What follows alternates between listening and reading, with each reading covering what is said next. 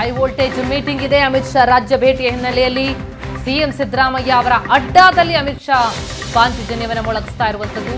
ಹೀಗಾಗಿ ಶಾ ಭೇಟಿಯ ಬೆನ್ನಲ್ಲೇ ಬಿಜೆಪಿಯಲ್ಲಂತೂ ಭಾರಿ ಸಂಚಲನ. ಲೋಕಸಭೆ ಮಹಾಸಮರಕ್ಕೂ ಅಮಿತ್ ಶಾ ಈ ಮೂಲಕ ರಣಕಹಳಿಯನ್ನ ಮೊಳಗಿಸ್ತಾರೆ.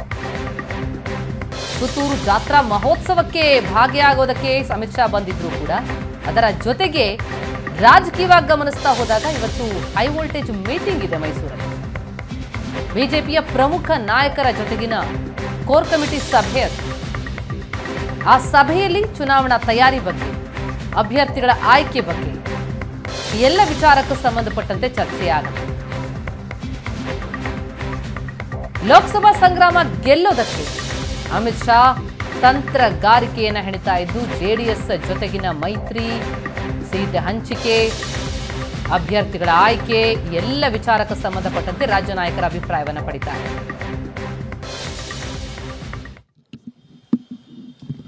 ಮೈಸೂರು, ಮಂಡ್ಯ, ಹಾಸನ ಮತ್ತು ಚಾಮರಾಜನಗರ ಲೋಕಸಭಾ ಕ್ಷೇತ್ರ ವ್ಯಾಪ್ತಿಯಲ್ಲಿ ಬರ್ತಕ್ಕಂಥ ಪ್ರಮುಖರ ಸಭೆಯನ್ನು ಕರೆದಿರ್ತಕ್ಕಂಥದ್ದು. ಅಂದ್ರೆ ಬಹುಶಃ 4 ಲೋಕಸಭಾ ಕ್ಷೇತ್ರದಿಂದ 100-120 ಪ್ರಮುಖರು ಆ ಸಭೆಯಲ್ಲಿ ಭಾಗವಹಿಸುತ್ತಾರೆ. ಮುಂದಿನ ಲೋಕಸಭಾ ಚುನಾವಣೆಯ ಹಿನ್ನೆಲೆಯಲ್ಲಿ ಕಾರ್ಯತಂತ್ರಗಳು ಹೇಗಿರಬೇಕು ಮತ್ತು ಭಾರತೀಯ ಜನತಾ ಪಾರ್ಟಿ ಮತ್ತು ಜೆಡಿಎಸ್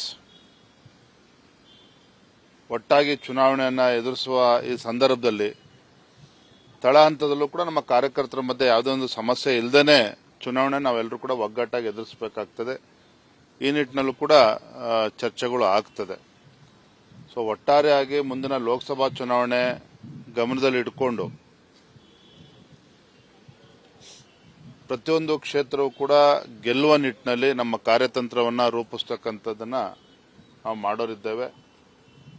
ಚುನಾವಣಾ ಚಾಣಕ್ಯರ ಅಂತ ಪ್ರಖ್ಯಾತಿ ಹೊಂದಿರತಕ್ಕಂಥ ಸನ್ಮಾನ್ಯ ಅಮಿತ್ ಶಾಜಿ ಅವರಿಂದ ಸಲಹೆಗಳನ್ನು ಕೂಡ ನಾವು ಪಡೆಯುತ್ತೇವೆ.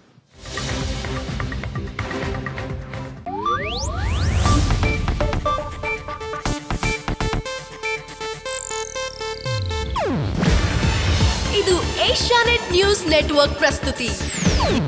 ನೀವು ನೋಡ್ತಿದ್ದೀರಾ ಏಷ್ಯಾನೆಟ್ ಸುವರ್ಣ ನ್ಯೂಸ್.